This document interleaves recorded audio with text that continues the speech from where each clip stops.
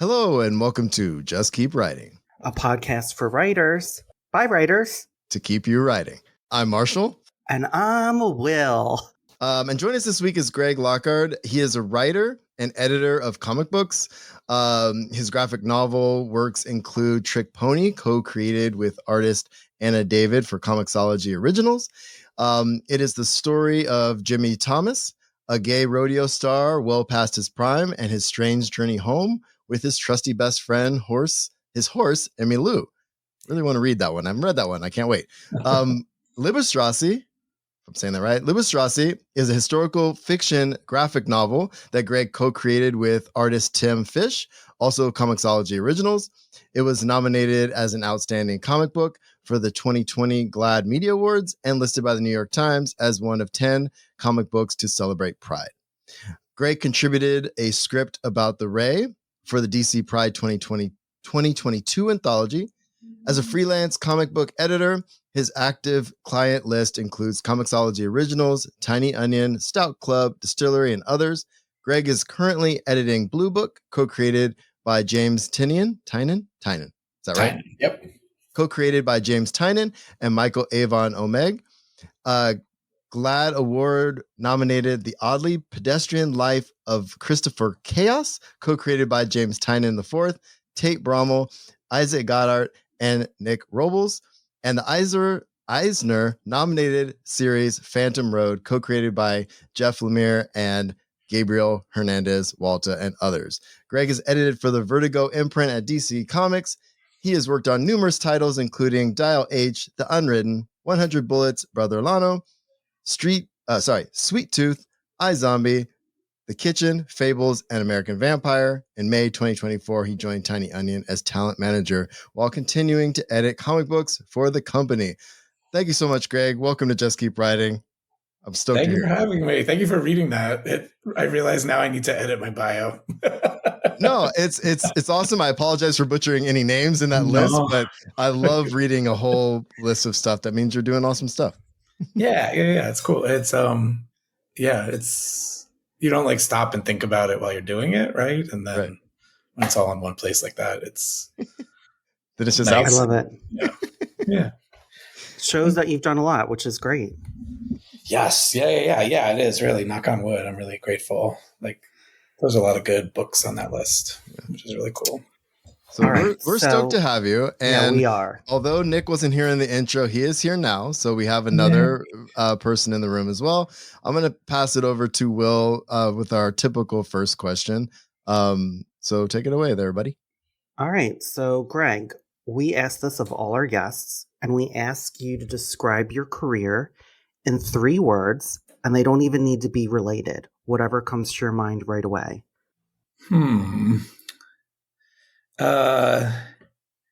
Late, lucky, and thrilling. Amazing. All right, so we're going to unpack those words. So late. Because I do feel like I, not in a regrettable way, but wasted some time. I had an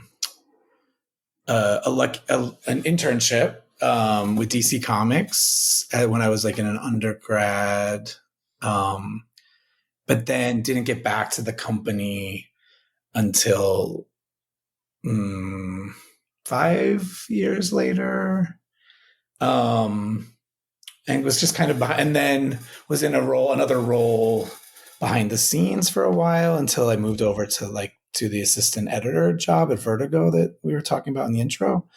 And so I kind of feel like and then also with my own writing, procrastination and avoidance techniques, or well, not techniques, but tactics. I feel like that, like having Liebestrasse come out in 2019 was just like a long, late, slow burn. I mean, there was lots of stuff that led up to it, and it all like ends happy. But yeah, I think that's what late is for me.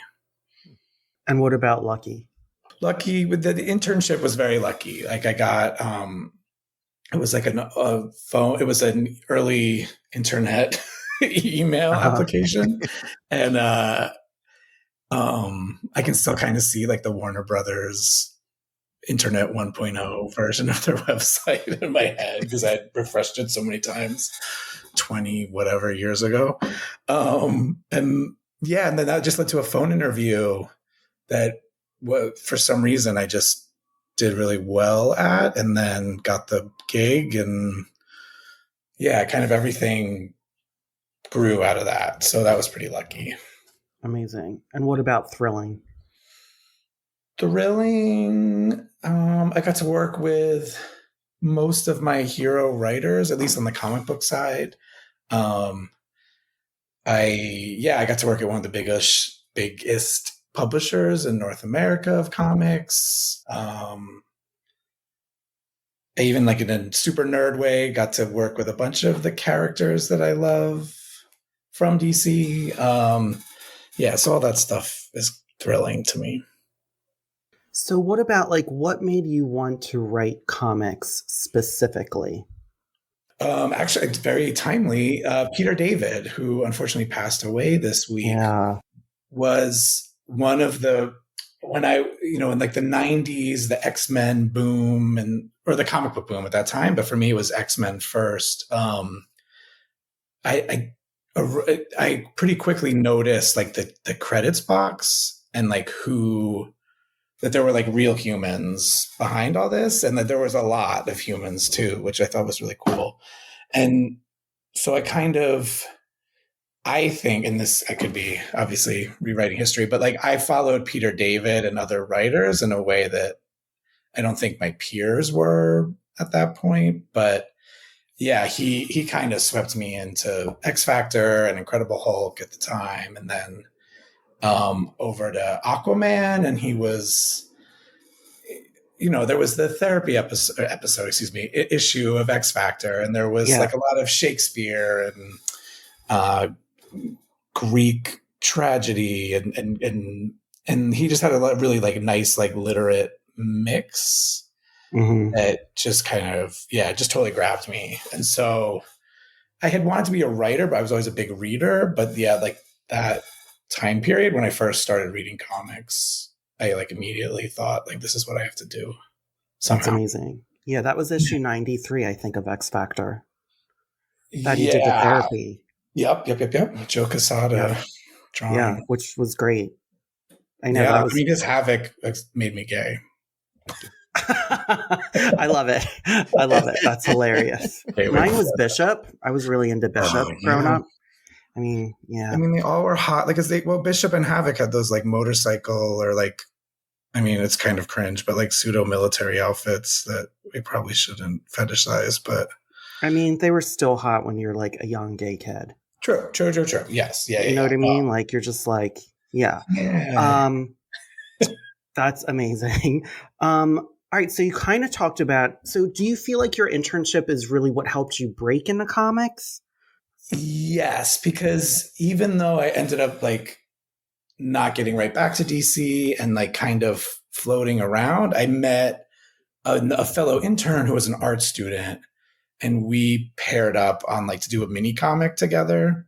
And that was like my first comic writing, and my first it was an early web comic. So like my first published piece. So even if I had, I don't think I would have had the courage as fast to like meet up with artists or try to push myself as a writer. And so that was kind of a slow burn. But then, the connection, the people that I met at the internship ended up being the people that hired me, and was sort of like, my foot in the door to those jobs behind the scenes, which has led to all my comic book work, like to this day. So you talked to, go ahead, Marshall. I was just curious because I know a lot of our listeners read comics and are probably interested in writing comics too. But like, I know the industry, how to get into these industries is really varied. What's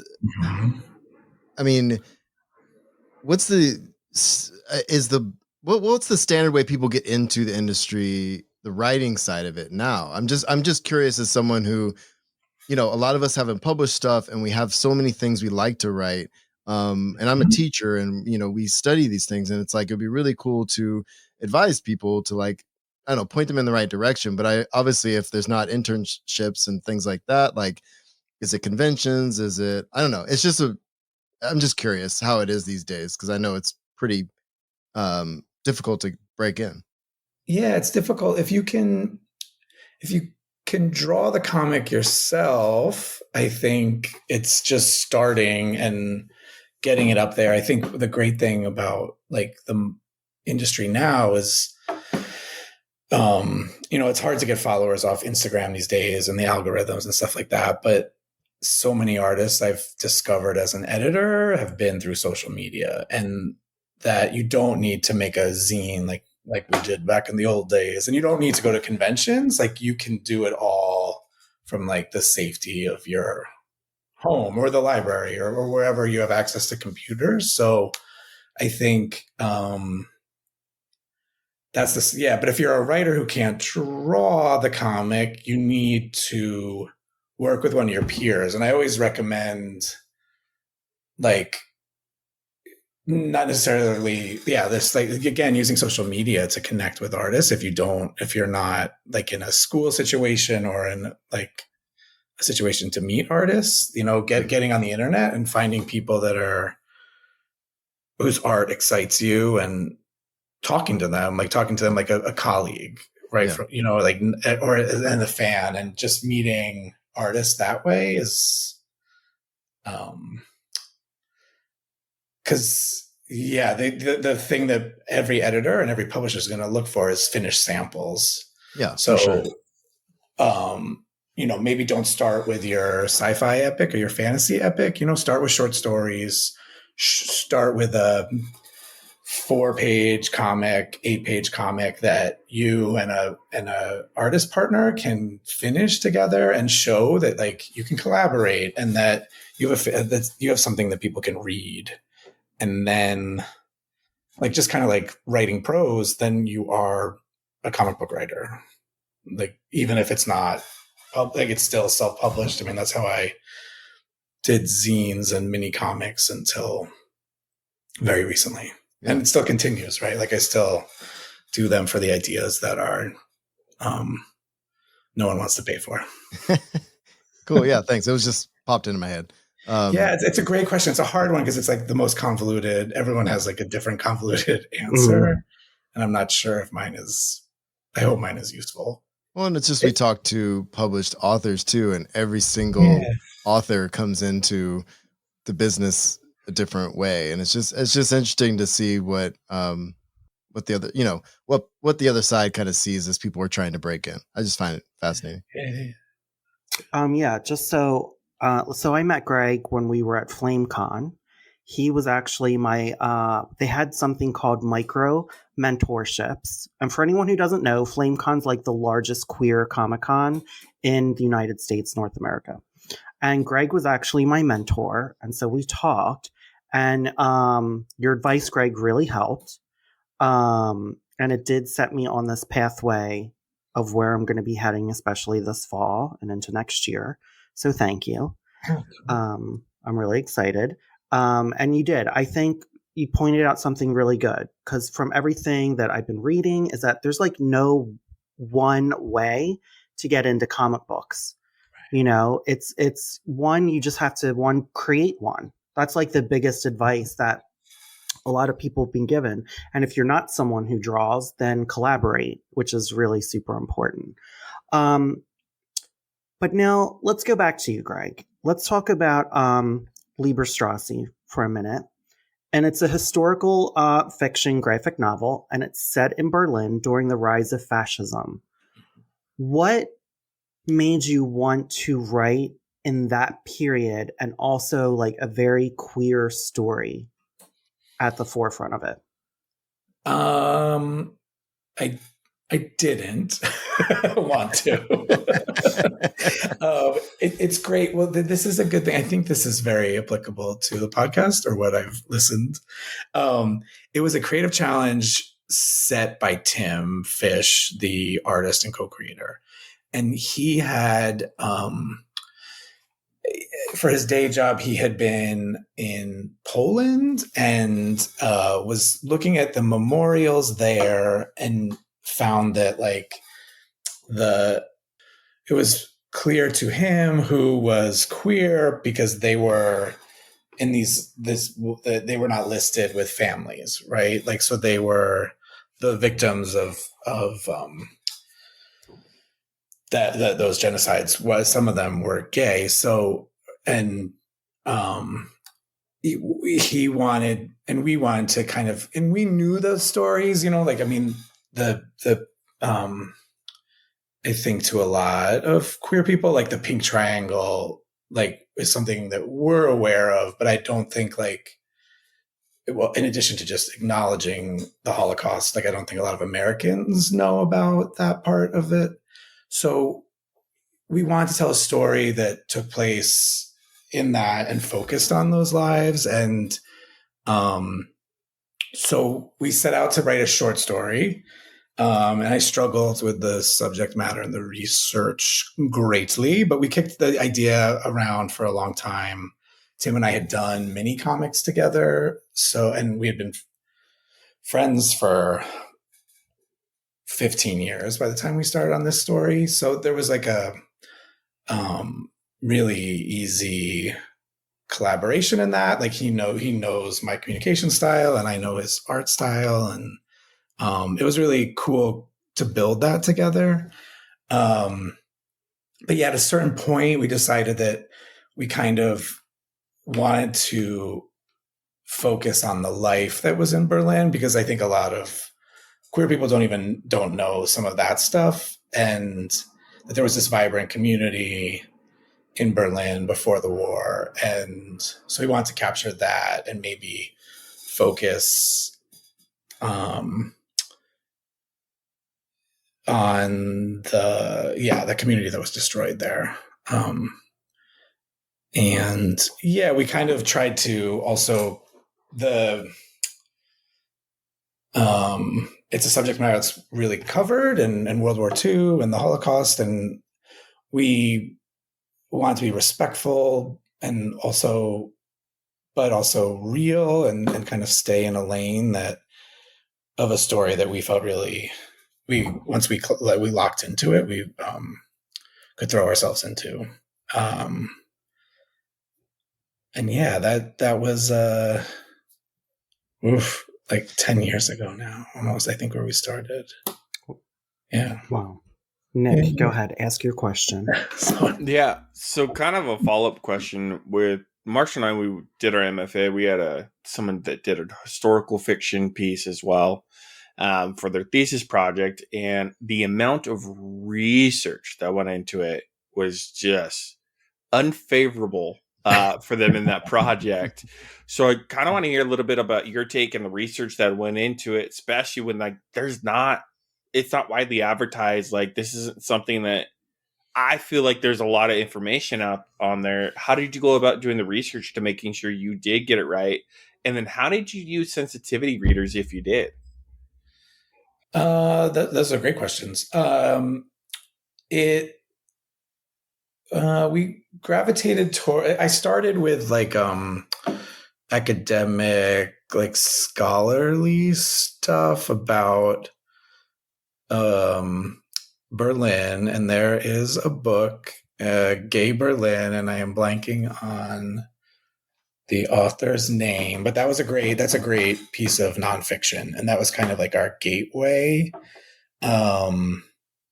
There's a couple memoirs that I read, and definitely tried to approach it, because when we were trying to find the story, we were definitely approaching it from as many angles as possible. And then slowly through that process, realized that like we wanted to start in 1933, just so we could see Berlin as the Nazis are coming to power. And then that kind of focused the research, but I was also trying to like avoid fiction that I would steal from too much subconsciously, because there's already like an aspect of this that is like deeply influenced by Christopher Isherwood. So beyond that, like I was trying to keep it in the nonfiction world for research. So yeah, it was a ton. It was thankless. It was something I don't recommend. But you're so knowledgeable now. Yes, and it was. I know it's also like a cliche, but like I think is also applicable. Like the process changes you, and like I was such a student that hated history class. Interesting. And also it's like probably like an aging white male stereotype, but now I love that stuff. So it's just like that part was really transformative and cool. And I do think it was intimidating, but it ultimately, and that's why I think I'm still pitching historical fiction, is because it gives your world building, like it's nonfiction on some level, but it gives your world building like parameters right from the start. And, you know, you do have to find a lot of them and your research, but like it does, and you're worried about screwing things up the whole time, but you're also, the parameters exist kind of outside of you already, which is kind of takes some of the pressure off, if that jumble of words makes any sense. Yeah, of course. And then sensitivity readers. How did you go about finding the right people to cross-check and cross-reference you on this? The only sensitivity reader that I was like really concerned with was like a Jewish educator, because I just wanted to. We were trying to stay in our lane, but we were trying to also not ignore like the main terror of the Holocaust. So we had someone read from like that angle. And the rest of it was just trying to be balanced towards the Germans in a way, because at that time we were starting to, this was before Trump was elected when we started, but so the Nazi rhetoric was really in our faces in a fun new way for Americans. So we were seeing the parallels like as we were getting towards the end of it, and most of it was just showing like the liberal debate and like the doing nothing like that we were worried about. But yeah, the any Germans that have read it have enjoyed it, that have spoken to me. So a few things though. Yeah. Gay Berlin. So I'm going to give you some of the books that you actually researred, because I have the graphic novel, just so everyone knows, and we'll put it in the show notes. We're about to hit the section where Will's about to cross-examine you on your own writing and ask you questions. You're like, I did that, and everyone's gonna be like, yeah, this is what Will does. There is that's great, because I need it, because it's all good somewhere. So, Gay Berlin by Robert Beachy. Thank you. An Underground Life, Memoirs of a Gay Jew in Nazi Berlin by Gad Beck. Yeah. Christopher and His Kind by Christopher Isherwood. Another Country, which was a film directed by Marek Kanaviska. Script by Julian Mitchell, adapted from his play of the same name. So we'll put those in the show notes. Thank you. But anytime. That's what I'm here for. Okay. There's a couple things I want to dive into with historical fiction and queerness. But first, on the podcast, we always talk about, our podcast, we interview authors and everything, but we also bring up topics, not just on craft, but politics. And Nick had an idea for a series that we called Writing is Political. And that no matter what you're writing, you're making a political stance. Because if you're trying to take out politics, that is also a choice and also a telling us who you are. Mm-hmm. And I keep thinking currently there's gonna be multiple questions in here, Greg. So just bear with me for a minute. Make sure you put them in the chat, Will. Yeah, don't worry. First, I want everyone to realize, like, when it came, I think you did a great job setting up Germany in a multiple different ways. That's very parallel to us now. I also, for anyone who's listening, there's an issue of Captain America that was written during the 1940s where Captain America killed Hitler. And I want everyone to know that even here in America, people were upset that he killed Hitler. I don't think a lot of people realize this. They were upset that he killed Hitler.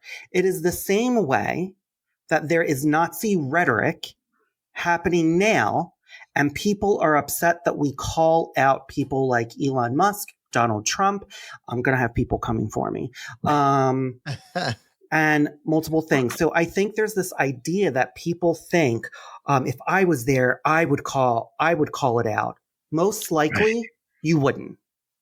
So it goes back to our writing is political. When you are writing, how do you feel that you're interjecting your queerness? And do you feel that do you feel like when you're injecting queerness, that it is, when you're writing it, like you're trying to make a political stance? Yeah, I think for me, especially with the comic books, but maybe hopefully with prose too,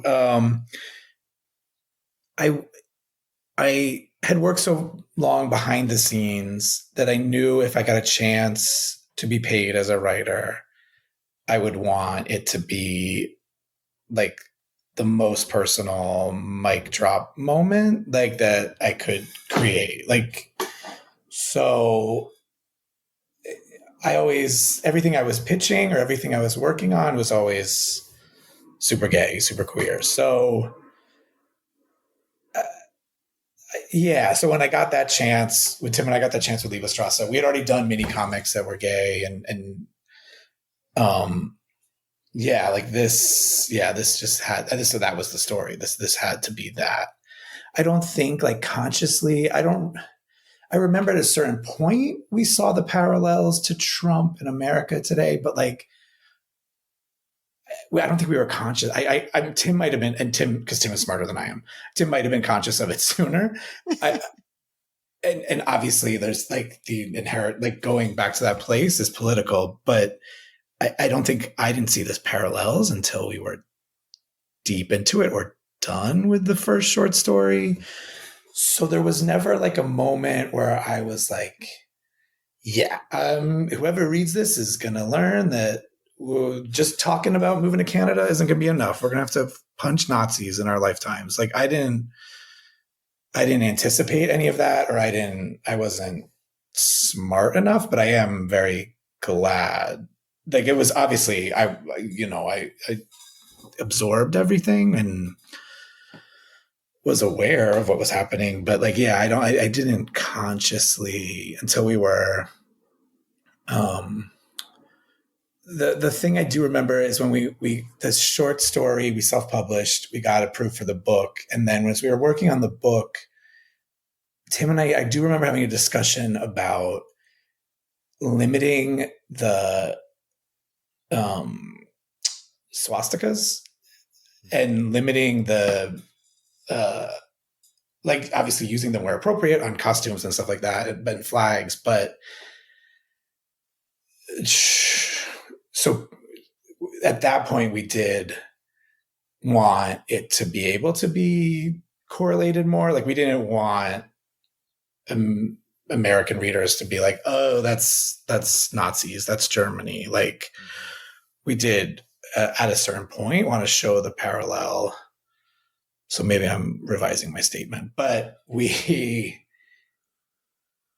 yeah, at that point we did like, I mean, we taught the Nazis, America taught the Nazis how to do some of these terrible things, you know, with our own genocide. So I think at a certain point, yeah, when we realized the parallel, like we wanted to build, at least subtly, that like more room for that to happen. Yeah. And then Trick Pony, like coming out of Liebestrasse, I was sort of given a beautiful gift from the publisher, and they just sort of approved whatever I wanted for that book. And the only thing I wanted the cowboy story, but just not to be about contemporary American like homophobia in the Southwest. So, like you were saying earlier, when it's when it's not political, it's still a choice. Like I just wanted to give these characters peace in a different way. That like, so the story was just about someone doubting the direction of his life. It wasn't coming out, or it wasn't his first kiss, or his like longtime secret lover. It was, you know, just a midlife crisis story. So it's really like, I think about it as you're allowing queerness to have nuance. Like you're allowing, you know, like how we are as queer people, we get to live lives that are nuanced, and where you're getting specific, but you're also creating almost like a universal, that these are things that people go through. No matter their like sexual orientation, their ethnic background. How important is it to you to tell queer stories or have queer people in the works that you're either editing or that you're writing? Yeah, it's really important to me. It's definitely like it's a chance to like build the books I wish I had as a young reader, especially. Like I think yeah, there's like a very personal drive to make those books I wish I had, and to hope that we're opening up the playing field to more voices, because I think a lot of readers aren't reached in like a way that they could. And I think there's just a lot of stories that haven't been told outside of the mainstream or the canon or whatever you want to call it. So yeah, it's really important to me on both sides of the desk. Yeah, if I'm lucky enough to be writing something, it's queer on some level, and I am conscious of like what I'm commissioning, and my tastes are what my tastes are as an editor, but I'm not always editing for me. And if I'm doing my job right, I'm editing way beyond me, because the things I love are never that popular. So hopefully, I'm editing beyond my personal tastes. And, you know, because I remember like in like a fiction class in college, just being like, I want to go to different worlds. So I don't, in all my, you know, in all the fiction we love, like I want to go to places I can't see and I don't know. And that's always what excites me about like good fiction. So yeah, that's usually, whether I'm writing or editing, I want to, that's what excites me, going someplace new. So I want to go back real quick, because I know you mentioned X Factor and Peter David and what an influence it was.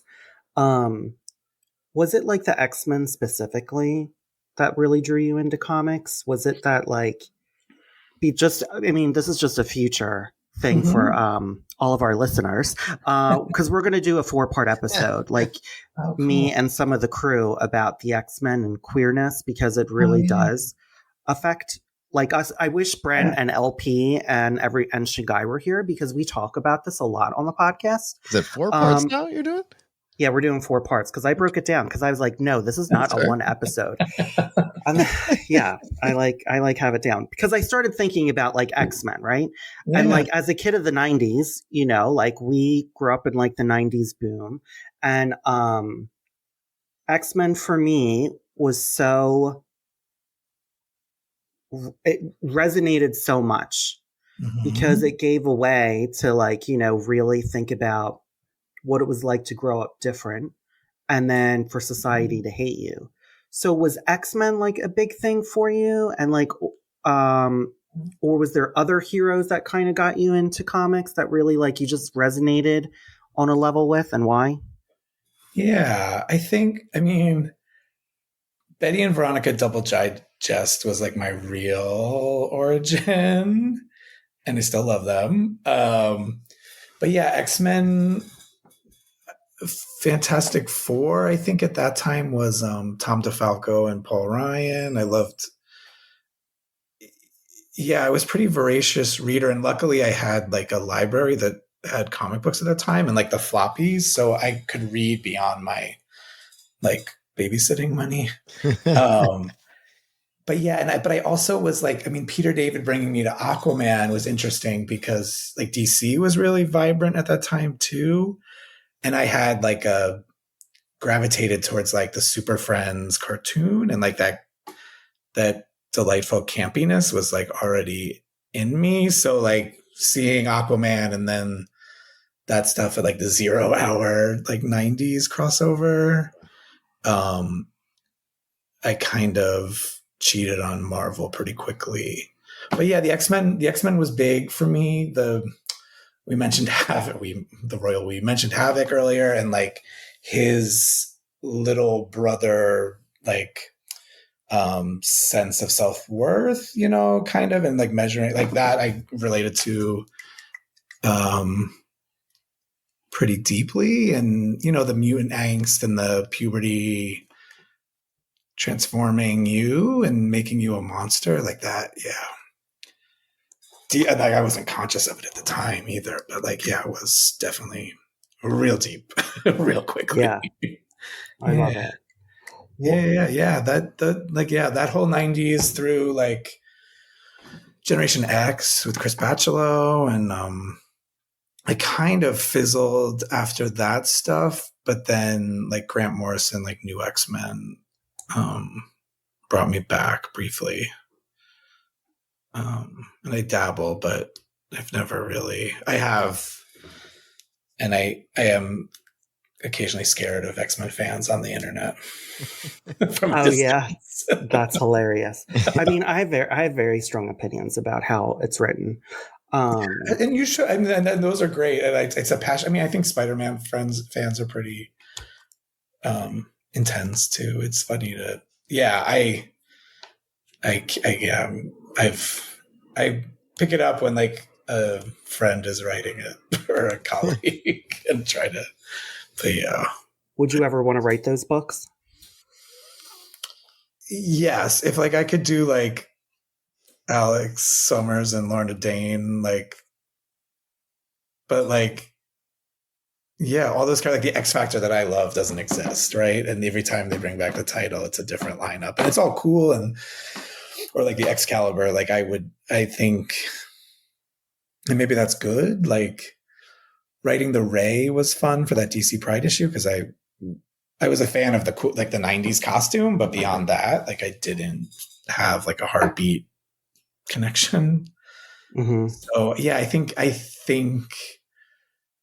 if maybe the character's so different from like my fandom years, then it might be easier. But yeah, I don't know. I don't know if that, yeah, how good I would be at that. I think some writers have it and like they can do like their own take and put their like that they really admire that. But yeah, I'm not sure if I have it. I mean, I think the thing about writing IP, specifically like comic books, is that you are always writing a second act. So no matter what, because it's not like Ultimate Spider-Man where there was a beginning, a middle, and an end. That's very rare in comic books. Yeah. So it's like you're constantly writing the second act. So I think anyone who's writing it, I mean, I haven't written X-Men, obviously. I would just look at it like what would be my beginning, middle, and end for my second act version of whoever I was writing. But I want to know, what else are you going to work on? You mentioned prose. Are you writing some books? Are you like, what's going on your creative end? Trying to. Pitching an actual historical fiction graphic novel that might have more of like a horror bent, and a short story. And well, actually, yeah. And so like, yeah, trying to get book number 3 on the calendar. And then, yeah, trying to challenge myself to write prose.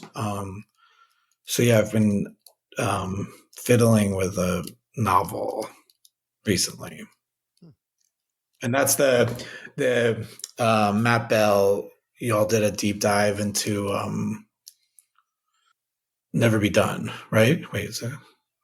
Yeah, that's the refused to be done. Refused to be done. Yeah, thank you. Which I need to read, and I was like, oh, this is going to be my sample episode. So yeah, that's what I was just listening to.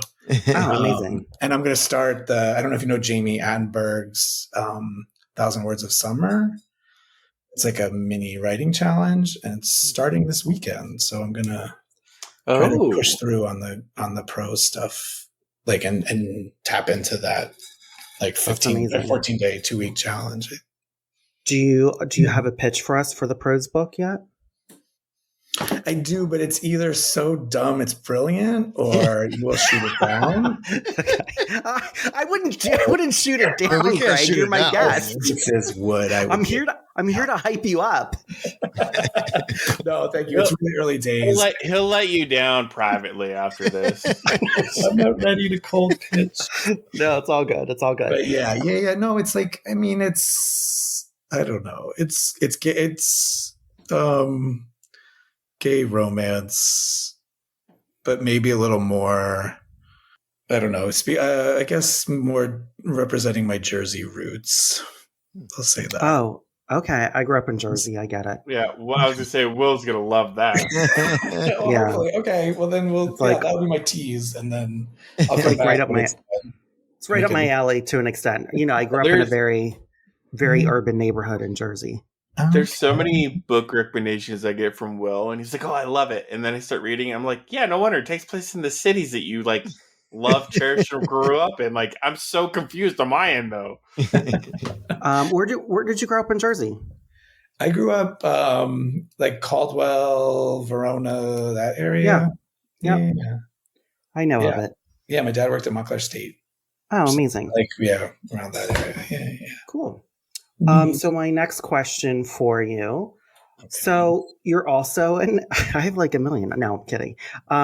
You're an editor. So I want to talk about like flipping it. You're not writing it. What do you feel like is your biggest job as an editor for comics? To give like those creators the space to create their story and like the safety, beyond the page rates and all like that stuff for the publishers, but and then just to give them notes and questions from my perspective that are just to help them tell like the best story that they can tell. Because I definitely never want to overwrite, and maybe sometimes, if we're getting into therapy, unsolicited, like maybe sometimes I'm too soft on that front because I'm too conscious of not trying to overwrite. But definitely like all my questions, all my notes are always like from a perspective of how does this serve the story, or like what am I confused on that a reader might be, or whatever.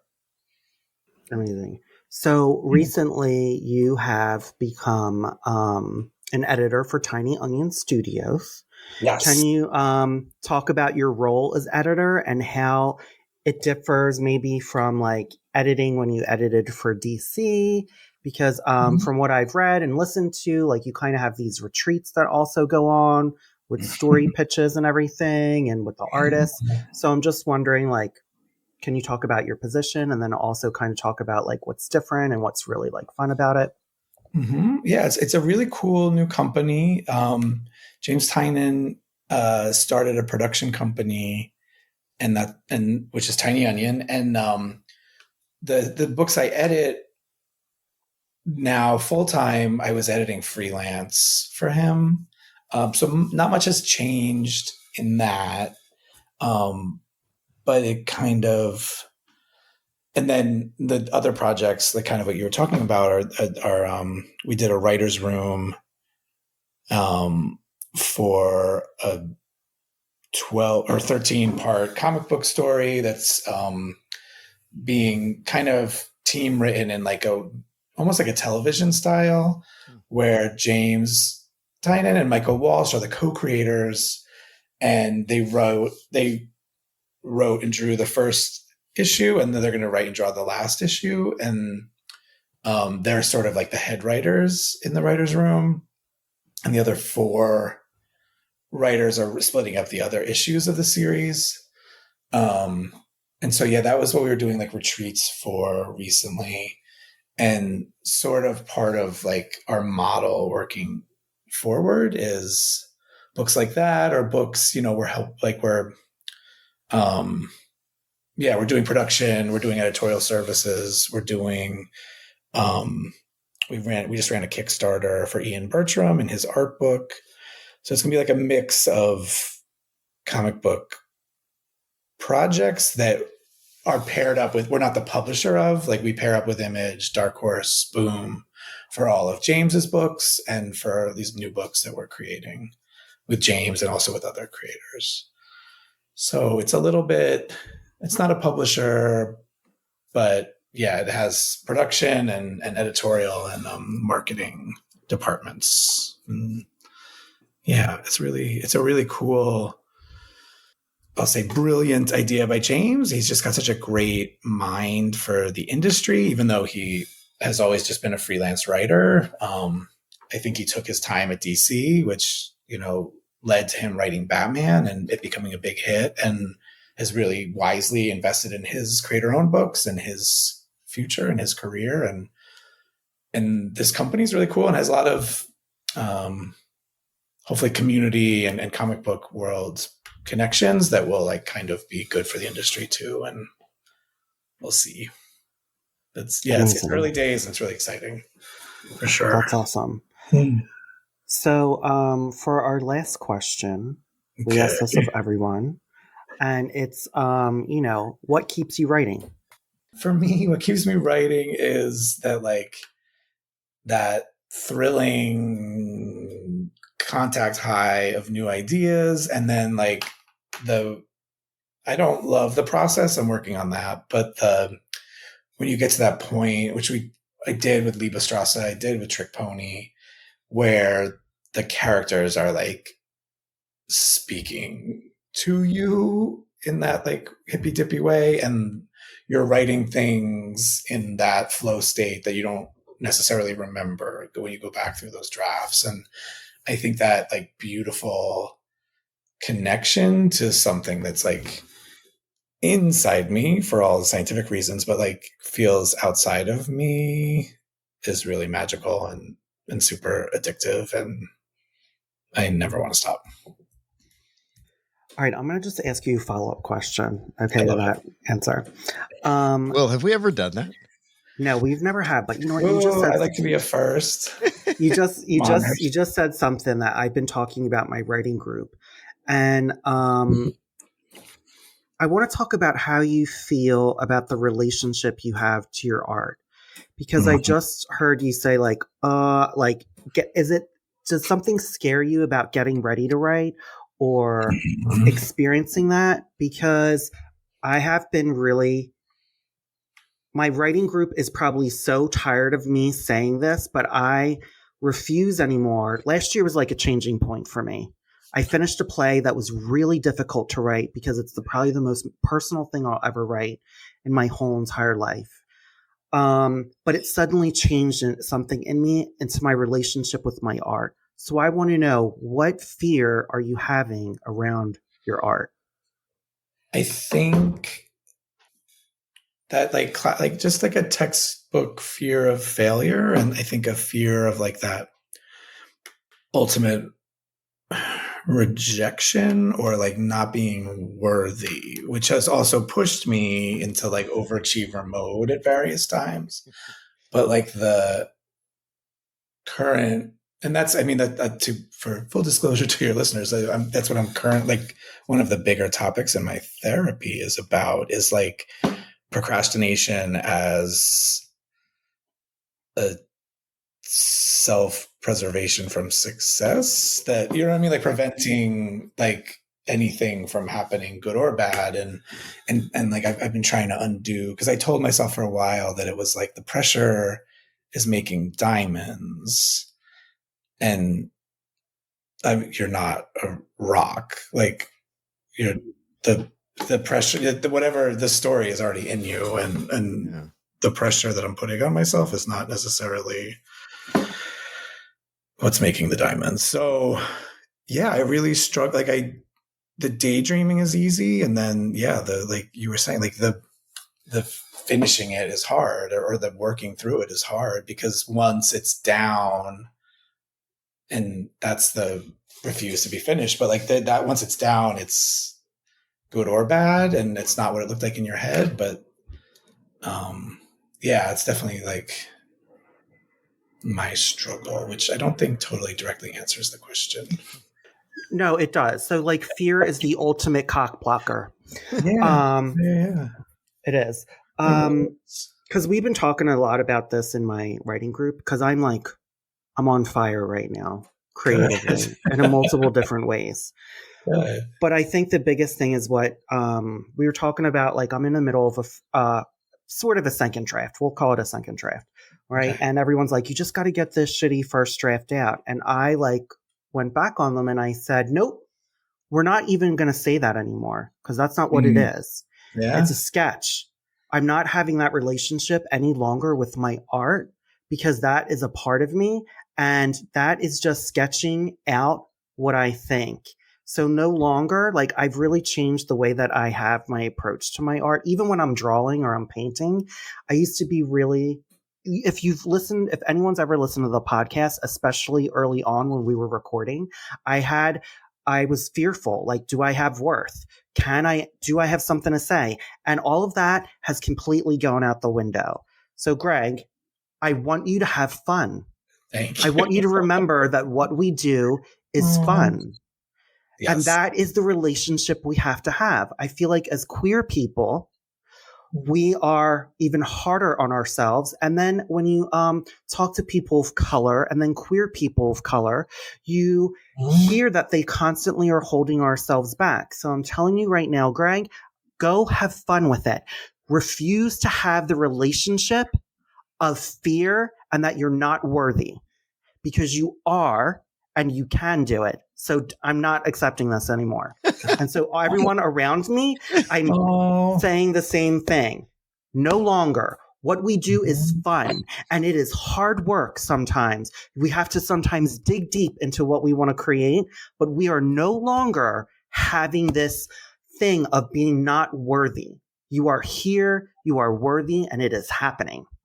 Thank you. Turn the mini mentorship around on me. I love it. Tell me about it. And this has been Just Keep Writing, a podcast for writers, by writers, to keep you writing. You can find us at justkeepwriting.org. Follow us on Facebook, Twitter, Instagram, and YouTube. Feel free to reach out to any of us on our social medias, and please jump in our Just Keep Writing Discord channel. Links to all of that is in the show notes. Lastly, please support our show by going to patreon.com/justkeepwriting. We offer daily writing prompts, early access to podcast episodes, and much more. Thanks for listening, and just keep writing.